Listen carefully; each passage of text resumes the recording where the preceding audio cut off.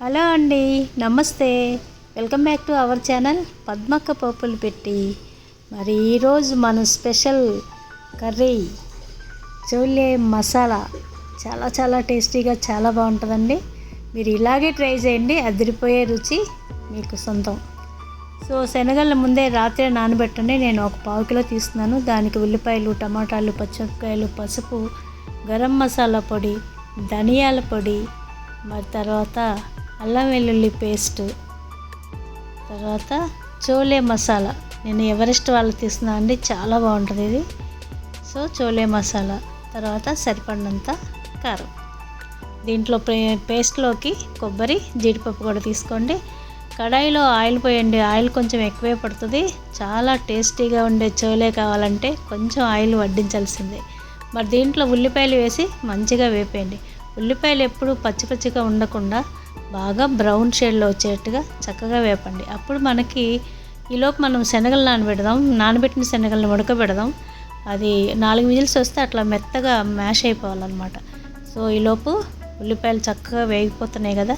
మరి మనం రెడీ చేసుకునే మసాలా ఒక్కొక్కటిగా దీంట్లో వేసేద్దాం.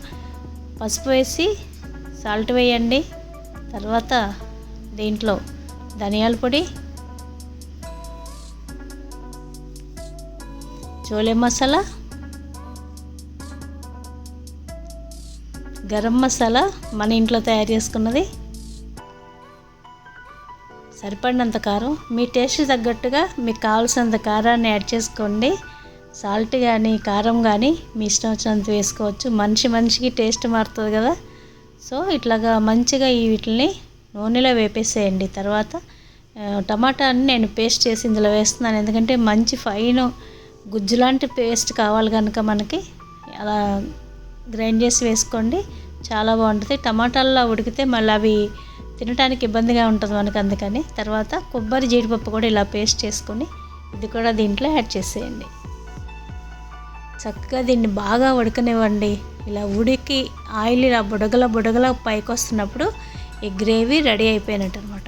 మనం ఇప్పుడు ఉడికించి రెడీగా ఉంచుకున్న శనగల్ని ఇందులో యాడ్ చేసేద్దాం. ఈ శనగలు నీటితో కూడా కలిపి ఇందులో వేసేయండి. ఇది ఉడుకుతున్నప్పుడు ఈ వాటర్లో దిగిన టేస్ట్ కూడా దీనికి యాడ్ అవుతుంది. మనం పైనుంచి వాటర్ పోయాల్సిన అవసరం ఉండదు. సో చక్కగా మంచిగా ఇలా ఉడికించేయండి. తర్వాత ఇది బాగా ఉడికాక కొన్ని శనగల్ని మ్యాష్ చేసేయండి గరిటతో. అప్పుడు మనకి గ్రేవీ చిక్కగా చాలా బాగుంటుందన్నమాట. సో ఇట్లా కలిపేసి బాగా గుజ్జులాగా ఉడికేటట్టు ఉడికించండి. ఉడికినట్టు మీకు తెలియాలంటే కింద నుంచి నూనె ఇలా బుడగల కింద ఇలా వస్తుందన్నమాట. రెడీ అయిపోయింది. సో ఇప్పుడు మనం దీంట్లో కొత్తిమీరని యాడ్ చేస్తే సూపర్ టేస్టీగా చోలే మసాలా రెడీ. మరి దీనిలో తినడానికి కావాల్సింది ఏంటో చూద్దామా. మరి పూరీ అయితే చాలా చాలా బాగుంటుందండి. మనం ఫాస్ట్గా పూరీ చేసేద్దాం. చోలే వేడి తగ్గేలోపు పూరీ రెడీ అయిపోవాలన్నమాట. ఓకేనా. సాల్ట్ వేసుకుని ఒక హాఫ్ గ్లాస్ వాటర్ పోసుకోండి. తర్వాత దీంట్లో ఒక గ్లాస్ గోధుమ పిండి చేయండి. గోధుమ పిండి హెల్దీ అండి, మైదా కంటే మంచిది కదా. అందుకనే గోధుమ పిండి పూరీలు చేసుకుంటే చాలా చాలా మంచిదన్నమాట. సో ఈజీగా కలిపేసుకోవచ్చండి. పిండి ఇట్లాగా కలిపేసి దీంట్లో ఇంకా తడి ఎక్కువ ఉందనుకుంటే ఒక గుప్పిడి పిండిని యాడ్ చేయండి. పూరీ పిండి ఎప్పుడు గట్టిగా ఉండాలండి. మరి చపాతీ పిండిలాగా నూనె అట్లాగా ఏమి వేయద్దు. ఇట్లా గట్టిగా కలిపేసుకోండి. కలిపేసి ఒక కాసేపు పక్కన ఉంచుకోండి. తర్వాత చిన్న చిన్న బాల్స్గా తీసుకొని పూరీలు ఒత్తుకొని వేయించేసుకుందాం. సో హెల్దీగా మన పూరీలు ఇలా రెడీ అయిపోతున్నాయండి. చక్కగా ఆయిల్లో ఇట్లాగా పూరీలు వేసేసుకుని, కూర వెయిట్ చేస్తుంది అక్కడ, పూరీ అవ్వాలి, తినాలి కదా మరి. సో చక్కగా ఇట్లా పూరీలు పొంగిపోయినాయి. హెల్దీగా గోధుమ పిండి పూరీలు ఇట్లా రెడీ అయిపోయినాయి. ఈ పూరీలు తీసుకుని తర్వాత చక్కగా మనం చోలే మసాలా కర్రీ వేసుకొని లాగించేటి.